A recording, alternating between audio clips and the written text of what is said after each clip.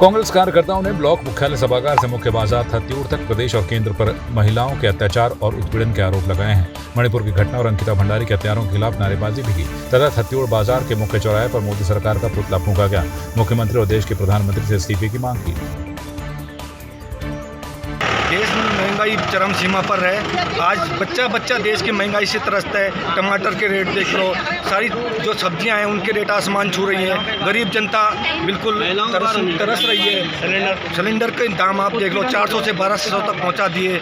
आप देख रहे हैं इस भ्रष्टाचारी सरकार ने, जन विरोधी सरकार को आज हमने आह्वान किया है। मणिपुर हिंसा और अंकिता भंडारी कांड के लिए जो यहाँ पर जन आक्रोश देखने को मिला है, उससे एक मैसेज जाना चाहिए पूरे देश में कि इस जन विरोधी सरकार को किस प्रकार से उखाड़ फेंकना है। हम सरकार से यही चाहते हैं कि महिलाओं की सुरक्षा कब होगी। हमारे इतने साल बीत गए पर अभी तक हमारी महिलाएं सुरक्षा नहीं है। इन्हीं शब्दों के साथ मैं बोलती हूँ कि महिलाओं को बहुत बहुत ध्यान देना चाहिए हमारी महिलाओं पे। तो चरण आसमान छू रही है, टमाटर इतने महंगे हो रहे हैं, हमारी हर चीज़ महंगी हो रही है। गरीबों पे बहुत फर्क पड़ रहा है इसका। मैं चाहती हूँ सरकार से कि थोड़ा गरीबी कम करे। सिलेंडर आसमान छू रहा है, हमारी बस की बिल्कुल भी नहीं रहेगी। गरीब आदमी, आम आदमी मारे जा रहे हैं। देखिए, इस समय जो है पूरे देश में एक भाजपा के खिलाफ एक माहौल खड़ा हो रहा है, क्योंकि मणिपुर में जो हिंसा हुई उससे जो है पूरा महिला समाज जो है व्यथित है। वहाँ पर जो महिलाओं के साथ अत्याचार हुआ, उनको निर्वस्त्र किया गया, उसकी हम घोर भ्रष्टा करते, कड़े शब्दों में निंदा करते। और वो जिन लोगों जो गुनाहगार थे उनको कड़ी से कड़ी सजा मिलनी चाहिए और वहाँ के मुख्यमंत्री को इस्तीफा देना चाहिए। देखिए, भाजपा की निकम्मी सरकार, ट्रिपल इंजन की सरकार आप देख रहे हैं। इन सड़कों के हाल आप देख रहे हैं। मणिपुर में जो महिलाओं पर अत्याचार हो रहे हैं वो आपके सामने हैं। उससे सभी जनता रूबरू है। ऐसी निकम्मी सरकार को उखाड़ कर फेंक देना चाहिए। और अंकिता भंडारी का जो कांड हुआ, अंकिता भंडारी के जो हत्यारे थे उनको अभी तक फांसी नहीं दी गई है। अब मैं चाहूँगा कि उनको फांसी दी जाए।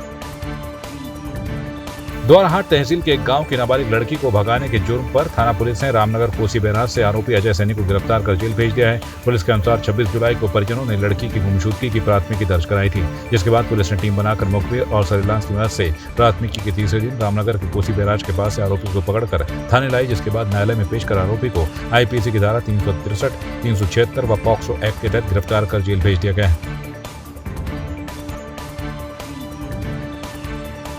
पैगंबर मोहम्मद साहब के नवासे हसन हुसैन की याद में मुस्लिम समाज के लोगों ने लालकुआं क्षेत्र के आसपास के लोगों ने बड़ी हकीकत और गमगीन माहौल के साथ मुहर्रम निकाला। साथ ही मुहर्रम निकालने के दौरान पूरे शहर में हसन हुसैन या हुसैन की सदाएं गूंजती रहीं। बता दें कि इस्लामिक मान्यताओं के मुताबिक 1400 साल पहले करबला की लड़ाई में पैगंबर मोहम्मद साहब के नवासे हजरत इमाम हुसैन और उनके 72 साथी शहीद हुए थे। ये जंग इराक के करबला में हुई थी। जंग में इमाम हुसैन और उनके परिवार के छोटे छोटे बच्चों को भूखा प्यासा शहीद कर दिया गया था। इसलिए मुहर्रम माह में सबीलें लगाई जाती हैं।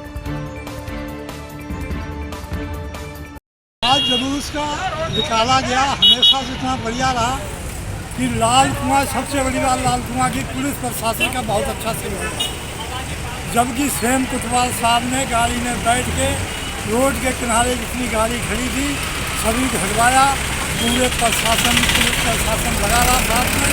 इतना बढ़िया सहयोग मिला कि ऐसा अगर सहयोग मिलता रहा है हर जगह तो कोई दिक्कत कहीं आ ही नहीं सकती। और ऐसे कुतवाल में जिम्मेदारी निभाई है इस जुलूस में। ऐसे सभी अधिकारियों को जिम्मेदारी निभाना चाहिए अपनी अपनी।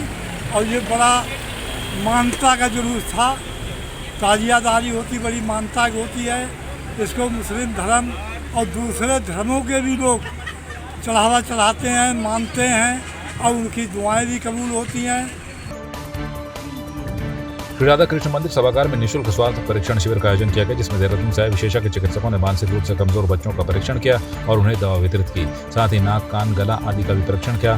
फिजियोथेरेपी का भी इलाज किया गया। इस मौके पर यूरोलॉजिस्ट डॉक्टर मनोज विश्वास ने बताया कि यहाँ पर अधिकतर आर्थिक रूप से कमजोर लोग इलाज के लिए आते हैं। उन्होंने कहा कि यहाँ पर आए मरीजों को मुफ्त दवा दी गई है और आने वाले समय में इसी प्रकार से और भी कैंप आयोजित किए जाएंगे। ये कैंप बेसिकली नाक, कान, गले के मरीजों के लिए किया गया था, जिसमें 100 से ज़्यादा आसपास मरीज़ थे जो यहाँ पे मैं देख सकता हूँ मोटा मोटा।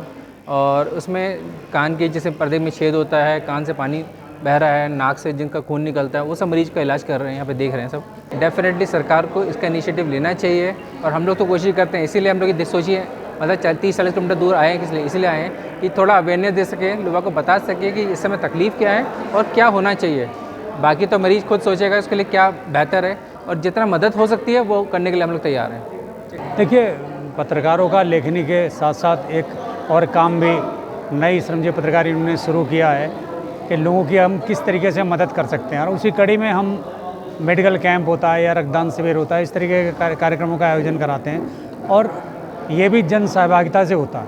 और इसमें सभी पत्रकार के साथ साथ समाज से जुड़े हुए लोग, चाहे वो व्यापार संघ के हों, चाहे वो ट्रेडर्स यूनियन के हों, चाहे वो और समाज के लोग जुड़े हों, सरकारी कर्मचारी हों, ये सब लोग जुड़कर पत्रकारों के साथ ऐसे कार्यक्रम में सहभागिता बहुत सुंदर तरीके से करते हैं। आज श्रमजीवी पत्रकार यूनियन के द्वारा एक स्वास्थ्य परीक्षण केंद्र यहाँ पर स्थापित किया गया, लगाया गया है, जिसमें स्कूली बच्चों के साथ साथ जो शहर के विभिन्न स्थानों से लोग आए हैं, और साथ ही हमारे साथ में यहाँ देहरादून से विशेषज्ञ चिकित्सक आए हैं, उन्होंने अपनी सेवाएं हमें दी हैं। मैं उन सबका आभार व्यक्त करता हूँ। और जो भी यहाँ पर जो बच्चे हैं, खास करके बच्चों के लिए जो मानसिक रूप से कमज़ोर बच्चे हैं, जो मनोचिकित्सक थे उनके द्वारा उनका इलाज किया गया है, उनको दवाइयाँ वितरित की गई हैं। तो अब तक लगभग 150 से अधिक लोगों का आज यहाँ पर परीक्षण किया गया है, उन्हें दवाएं भी दी गई हैं। और साथ ही जिनको जो अधिक बीमारी है, उनको देहरादून अगर वो जाते हैं तो उनको वहाँ 60% की छूट दी जाएगी। जो हमारे साथ जो डॉक्टर आए हैं उनसे हमारी वार्ता हुई, उन्होंने कहा 60% की छूट दी जाएगी, और भविष्य में भी श्रमजीवी पत्रकार यूनियन लगातार ऐसे समाज सेवा के कार्य करती रहेगी। हमारा अमन टीम की ओर से वार्ड 86 में नेत्र शिविर का आयोजन किया गया। इसका आयोजन सेवला कला के अंतर्गत भारत विकास परिषद श्री महंत इंद्रेश हॉस्पिटल के सौजन्य से नेत्र स्वास्थ्य कैंप लगाया गया, जिसमें स्थानीय आम जनता सैकड़ों की संख्या में उपस्थित होकर उक्त शिविर का लाभ उठाया। जो नेत्र, जिससे कि प्रत्येक व्यक्ति अपनी दुनिया को देखता है, और आजकल तो कई तरीके की बीमारियां हैं, जैसे फ्लू टाइप का जो चल रहा है उसको देखते हुए, और जो हमारे बुजुर्ग लोग वार्ड 86 के अंतर्गत हैं, उनकी समस्याओं को इन्होंने जो है ध्यान में रखते हुए भारत विकास परिषद के जो हमारे सहयोगी हैं हम शर्मा जी, उनके सहयोग से यहाँ पे इसका ये जो नेत्र शिविर है, जिसमें विभिन्न प्रकार की नेत्रों से संबंधित जो बीमारियाँ हैं उनका निःशुल्क, बिना किसी शुल्क के जो है यहाँ पे उपचार किया जाएगा, जांच किया जाएगा। तो उसका यहाँ पे इन्होंने आयोजन किया। मैं बहुत बहुत धन्यवाद देना चाहूँगा अमन भाई को और अमन पूरी टीम को। इसके साथ ही जो हमारे महंत इंद्रेश की जो यहाँ पे टीम है डॉक्टरों की, उनका भी बहुत बहुत धन्यवाद, बहुत बहुत स्वागत। विधानसभा अध्यक्ष ऋतु खंडूड़ी भूषण ने विधानसभा कोटद्वार में बीती रात से हो रही भारी बारिश से नुकसान का अपने निजी स्टाफ और प्रशासन से जानकारी ली। उन्होंने अधिकारियों को भारी बारिश से कोटद्वार की स्थिति पर लगातार नजर बनाने और सभी विभाग के अधिकारियों को अलर्ट मोड पर रहने के निर्देश दिए हैं। उन्होंने अपने वीडियो संदेश के माध्यम से बताया कि वे अधिकारियों के संपर्क में हैं और पल पल की खबर ले रही हैं, और अपने विधानसभा क्षेत्र के वासियों को किसी भी प्रकार की समस्या से न जूझने और समस्या के समाधान के लिए तत्परता से कार्य करने का भरोसा दिलाया। कोटद्वार में कल फिर काफ़ी पानी हुआ है और काफ़ी पानी पहुंचा है। साथ ही साथ जगह जगह कॉलोनियों में मलबा भी आया है। जो हमारा वैकल्पिक पुल बन रहा था उसके ऊपर से भी मलबा गया है। मैं, मेरी पूरी टीम और हमारे अफसरान कोटद्वार वासियों के साथ इस समय खड़े हैं और पूरा प्रयास कर रहे हैं कि जो दिक्कतें इस समय वहाँ पर आई हैं उनका हम जल्द से जल्द निवारण कर सकें। चाहे वो मिट्टी हो, मलबा हो, नाली और हमारी जो कूलें हैं उनको साफ करने की बात हो, हम सभी तत्पर हैं और पूरा प्रयास कर रहे हैं कि जल्द से जल्द कोटद्वार वासियों को जो दिक्कत हो रही है उसको हम समाप्त कर सकें। मैं आपके साथ खड़ी हूं और पूरी तरह से आश्वस्त करती हूं कोटद्वार वासियों को कि हम आपकी इस दिक्कत को जल्द से जल्द समाप्त करने का प्रयास कर रहे हैं। प्रधानमंत्री नरेंद्र मोदी ने 51 वाइब्रेंट विलेज की 34 ग्राम पंचायतों के प्रधान और उनकी पत्नी को स्वतंत्रता दिवस के मौके पर लाल किले में होने वाले कार्यक्रम के लिए बुलाया है। ऐसे में अब राज्य सरकार ITBP की मदद से इन सभी विशेष आमंत्रित अतिथियों को 15 अगस्त को दिल्ली भेजने की तैयारी में जुट गई है, जिसके बाद दिल्ली में PM मोदी की इनसे विशेष बातचीत के साथ ही इन्हें सेंट्रल विस्टा का भ्रमण भी कराया जाएगा।